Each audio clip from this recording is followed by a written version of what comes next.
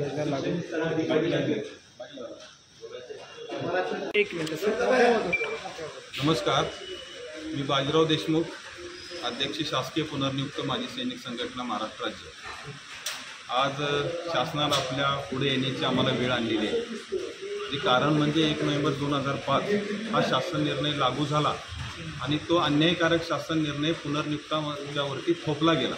आम्ही सर्वजण पुनर्नियुक्त माजी सैनिक आहोत आणि शासनाच्या विविध विभागामध्ये इतबाले इमाने वाले सेवा करत आहोत आणि अशा पुनर्नियुक्तांच्या वरती 2005चा शासन निर्णय थोपून आमचं अतोनात नुकसान केलेलं आहे। आता हे कसं, तर ही NPS योजना 2005 नंतरची लागू केली, त्याच्यामध्ये आम्हाला पेन्शनची हमीच नाही आहे। आमच्याकडून कंट्रीब्युशन 10% घेऊन आम्हाला शासन पेन्शन देणार आहे, म्हणून ही योजना आम्हाला लागू होत नाही। त्याच्यामध्ये फॅमिली पेन्शनचं प्रावधान नाही आणि 50% पेन्शनची हमी नाही आणि आम्ही याचे हकदार आहोत। याचं कारण की आम्ही 2005 पूर्वी सैन्यात होतो आणि ही योजना आलेली आहे की 2005 नंतर जी शासकीय सेवेत आहेत त्यांच्यासाठी। शासन म्हणते की तुम्ही सुद्धा 2005 नंतर शासन सेवेत आलेला आहात। आमचं मत एक आहे की आम्ही शासन सेवेत 2005 पूर्वी सैन्यात होतो, म्हणूनच आम्हाला इकडं पुनर्नियुक्त म्हणून आम्हाला घेतलेलं आहे, नवनियुक्त म्हणून घेतलेलं नाही। म्हणून नंबर 1 की ही योजना आम्हाला मुळात लागू होत नाही 2005चा शासन निर्णय। दुसरी गोष्ट की आम्हाला शासनानं नवनियुक्त म्हणून घेतलेलं नाही, पुनर्नियुक्त म्हणून घेतले। तिसरी गोष्ट 2017मध्ये आम्ही प्रकरण शासनापुढं आणलं, त्याला सामान्य प्रशासन विभाग जो शासन निर्णय बनवतो त्या सामान्य प्रशासन विभागानं सुद्धा आपल्या टिप्पणीमध्ये सदर योजना म्हणजे जुनी पेन्शन योजना पुनर्नियुक्त कर्मचाऱ्यांना लागू करण्यात यावी असं स्पष्ट नमूद केले।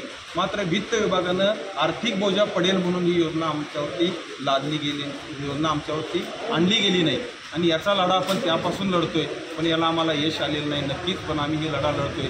परवाचा फेब्रुवारीचा एक शासन निर्णय नक्कीच मी सांगेन या ठिकाणी की त्यांनी ज्या लोकांनी जे आपल्या नागरी सेवेमध्ये आहेत, ज्यांनी अर्ज भरले 2005 पूर्वी नोकरीसाठी अर्ज भरले, त्यांना त्या लोकांनी जुनी पेन्शन योजना लागू केली।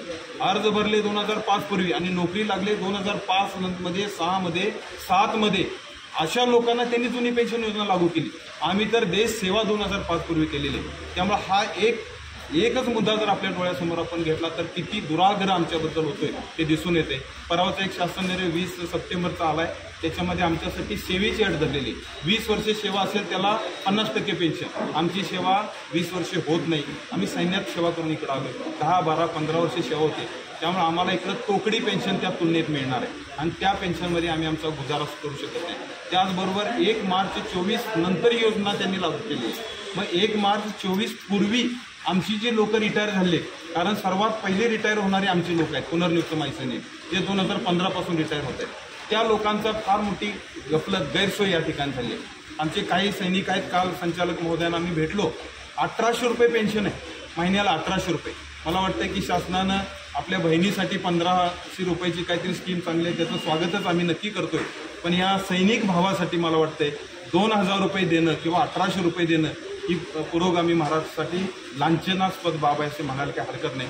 त्या सैनिकाला भीक मागितल्याशिवाय पर्याय राहिलेला नाही आम्हा लोकांना आणि म्हणून आम्ही आमच्या स्वाभिमानी सैनिकाला भीक नाही मागून देणार। आम्ही रस्त्यावर उतरू, आंदोलन करू, जो करत नव्हतो, आम्ही डिसिप्लिन लोक आहोत, पण आज शासनानं ही जर वेळ आणली तर आम्ही उपोषणला बसायला आता आम्ही पूर्ण तयारी केलेली आहे। त्यामुळे तात्काळ मुख्यमंत्री महोदयांनी तेच सैनिक कल्याण मंत्री आम्हाला बोलवावं चर्चेसाठी, यातून मार्ग काढावा आणि जे थोड्या संख्येनं आम्ही 2857 लोक आहेत, ज्याचा अधिभार शासनाच्या तिजोरी साहेब म्हटले तसं फार कमी आहे।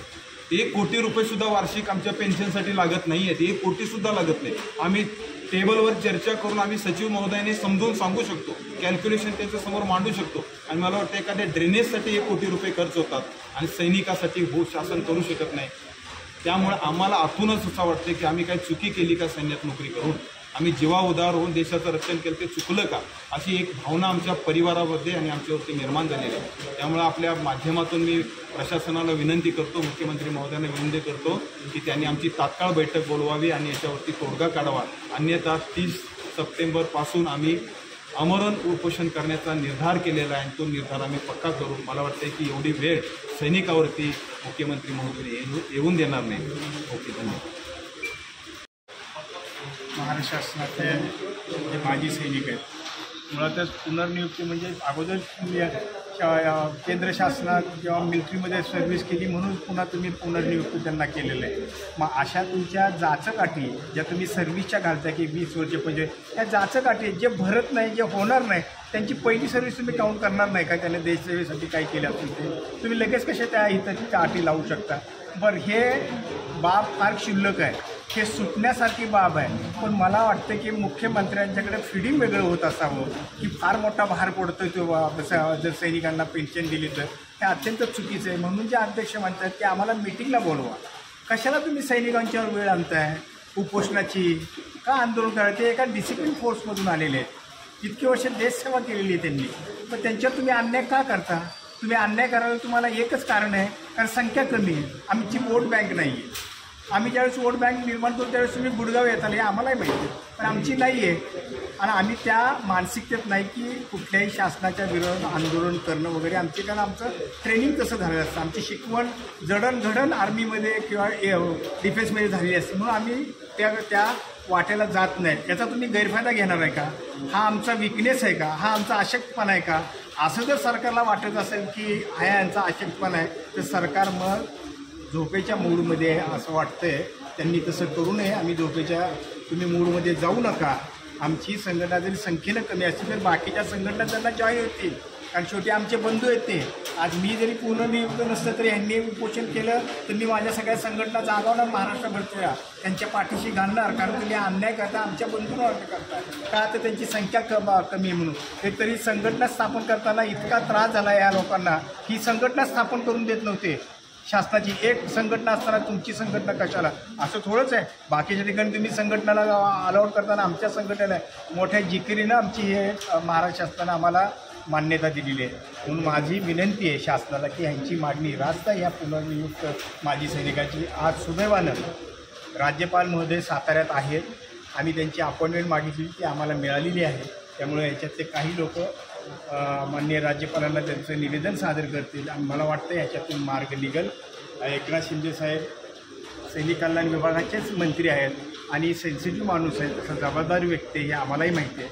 ते तुमच्या माध्यमातून त्यांच्यापर्यंत ही गोष्ट पोचली की नक्कीच ते ह्या आठवड्याभरात त्यांना उपोषणाची वेळ आणणार नाहीत आणि त्यांचा प्रश्न मार्गी लावतील अशी मला आशा आहे. धन्यवाद.